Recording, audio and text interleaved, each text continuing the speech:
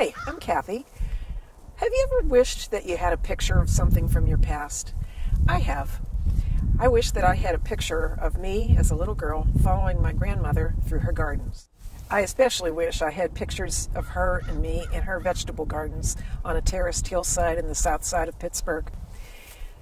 There's someone else I wish I had a picture of, and that's the gentleman who sold us this property in 1996. His name was Harold Mitchell. I never got to know him well, but he told me a story that's come to be very meaningful for me and for this field that I'm standing in. Mitchell had attempted to grow lawn grass on this acidic, sandy, dry, very sunny soil for a number of years. He had had a number of lawns put in, but he was eventually told that he'd need to put in an irrigation system as well. He did not like the price tag. And as a result, he gave up on growing a lawn, but he hadn't given up on growing anything. In fact, he had a soil test done and found out that this was rated as loamy sand and the acidity of almost a lemon, 4.2 pH. So Harold Mitchell asked his friend what he should do with all that information, and the friend said, well, look, why don't you just plant a field of tall grasses? He originally did this sometime in the late 1980s. We moved in 1996, and it was already a thriving field.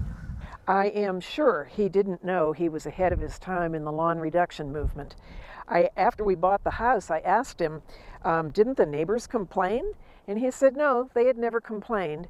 He guessed it was because it just looked to them like seagrasses. Being on a quiet cove near the Connecticut River, people didn't react to it as something out of place. I didn't know it at the time, but he was actually giving me my first lesson in understanding the importance of context when it comes to designing a landscape.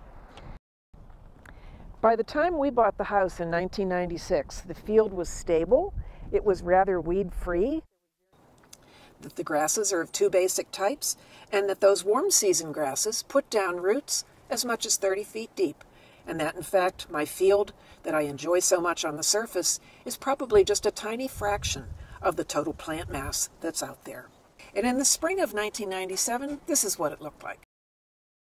As newcomers, we observed something that I'd never noted before. Some of the front yard grasses came up green very early, by mid-March.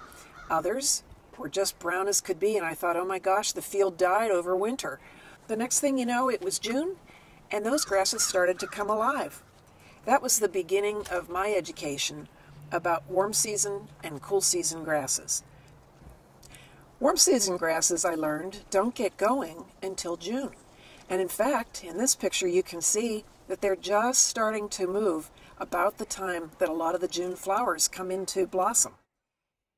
Without pesticides or herbicides, we found plenty of wildlife in the yard.